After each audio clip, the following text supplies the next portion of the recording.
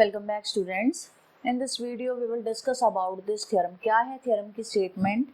A non-linear space n is given to you and two continuous linear transformations from n to n is also given to you. तो उन दो linear transformation के ऊपर में आप norm की help से कौन सा रिजल्ट अप्लाई कर सकते हो एंड सेकेंडली कि अगर वो दोनों बाउंडेड लीनियर ट्रांसफॉर्मेशन है फ्रॉम n टू n तो क्या उनका प्रोडक्ट भी बाउंडेड होगा. That is the result. तो yes, their product will also be bounded and their norm product norm is defined like this. All right, तो how will we prove this one? देखो सबसे पहले क्या गिवन है, bn सारे continuous linear transformation जो n से n तक हैं उनका स्पेस दिया हुआ है. तो firstly in proof what we have, clearly s और t दोनों ही bn में है.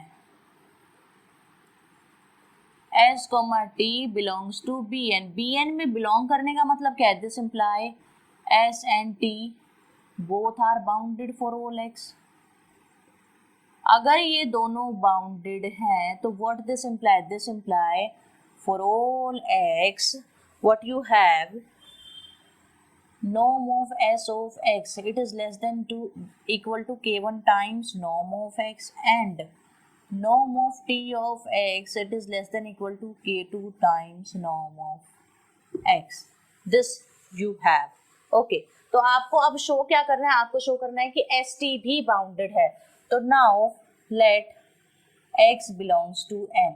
तो इस x बिलोंग्स टू n के लिए आपको st को बाउंडेड शो करना है. तो norm of st over x इसको क्या शो करना पड़ेगा? लेस देन इक्वल टू है some constant into norm of x. तो देखो आप कैसे शो करेंगे. I can write it as, name it as 1 and it as 2. देखो s के ब्रैकेट में जो भी एलिमेंट था जब s बाउंडेड है तो वो less than equal to some constant k1 into जो ब्रैकेट में एलिमेंट था वो आ रहा है. तो यूज दैट थिंग हियर. तो it will be k1 bracket में क्या था? t ऑफ x का नॉर्म. ठीक है, जब t ऑफ x था तो इसके साथ भी तो सेम चीज होल्ड हो रही थी. तो it is less than equal to k1 into k2 into norm of x. k1 and k2 both are constant. तो जो भी कांस्टेंट आएगा उसको I am assuming some new constant. तो this will be less than equal to k times norm of x. So from here what can we say? From here we can say st is also bounded. If it is bounded, so this imply st belongs to b of n. First thing done. Now second thing क्या है कि st का norm less than equal to norm of s into norm of t है. All right. So firstly let's define what is norm of st. Norm of st is defined as supremum norm of st over x such that x belongs to n and norm of x is less than equal to 1. हो गई ये चीज.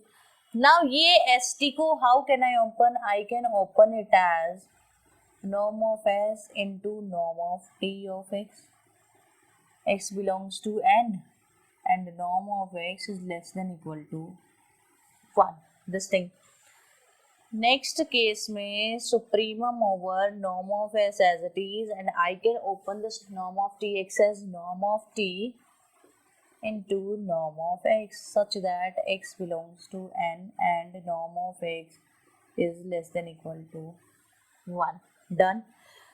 ये this is a constant, some constant number and norm of t is also a constant number. Then we can take this out from this bracket. तो it will be norm of s into norm of t. तो यहाँ क्या बचा? supremum of norm of x such that x belongs to n. वो सारे x आ रहे हैं जिनकी norm less than equal to 1 है. तो supremum क्या जाएगा? obviously 1 ही जाएगा. तो इस सभी x का supremum जाएगा 1. Clear? And when I open it like this, here not equality, less than equal to will come. Okay, here also less than equal to will come. तो ये इसके इक्वल है, ये इसके इक्वल है, बट यहाँ पे लेस देन इक्वल टू का साइन है. तो I can write norm of S T is less than equal to norm of S into norm of G. Clear? This is the required result you have. तो कभी भी आप अगर product को लेके दो लीनियर ट्रांसफॉर्मेशन जो कि बाउंडेड हैं तो ऑब्वियसली वो कॉन्टिन्यूस भी हैं, तो उन लीनियर ट्रांसफॉर्मेशन को लेके आप उनके प्रोडक्ट को भी बाउंडेड या कॉन्टिन्यूस कह सकते हो, और if you are using norm on that तो norm will be open like this. Okay,